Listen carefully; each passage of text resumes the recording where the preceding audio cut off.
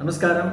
வாஸ்து tip Thiruvidaimarudur Mookambika சமேத ஜோதி மகாலிங்கேஸ்வரர் ஆலயம் ரொம்ப சிறப்பு பெற்ற தஞ்சையில் இருக்கக்கூடிய கும்பகோணம் அருகில் இருக்கக்கூடிய ஒரு பிரம்மாண்டமான கோவில்.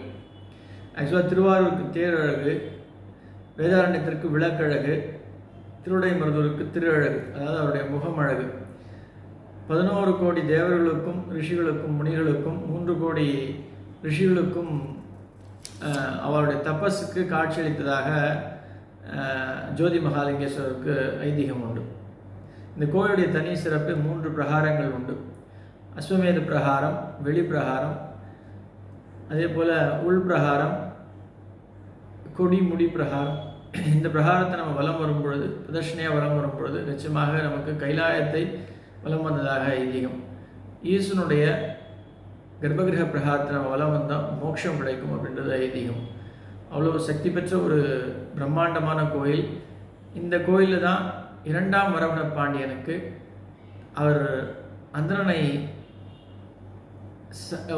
ஒரு காலகட்டத்தில் குதிரையின் கால் பட்டு இருந்ததால் ஒரு அந்தணன் அந்த சாபத்தை, பிரம்மஹத்தி தோஷத்தை பெற்றதால் அதை நீக்குவதற்கு இந்த கோயிலுக்கு சென்று தான் அந்த சாபத்தை நீக்குமாறு ஈசனிடம் வரம் பெற்றார்.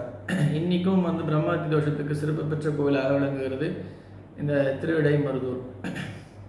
இந்த கோயிலில் தனி சிறப்பு வலம்சுழி விநாயகர், அதே போல் சுவாமிமலை முருகர், சிதம்பர நடராஜர், சீர்காழி பைரவர், அது மாதிரி எண்ணிலடங்கா இதை சுற்றி இருக்கக்கூடிய விக்கிரகங்கள் இந்த கோயிலில் அமைக்கப்பட்டிருக்கும்.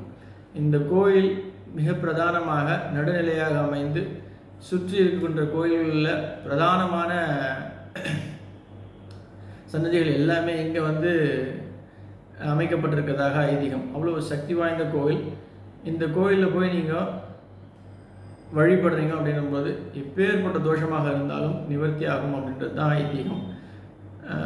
அனைவரும் சென்று திருவிடைமருதூரில் மகாலிங்கேஸ்வரரை வழிபட்டு வாழ்வாங்கு வாழ என்ற அன்பான வாழ்த்துக்கள்.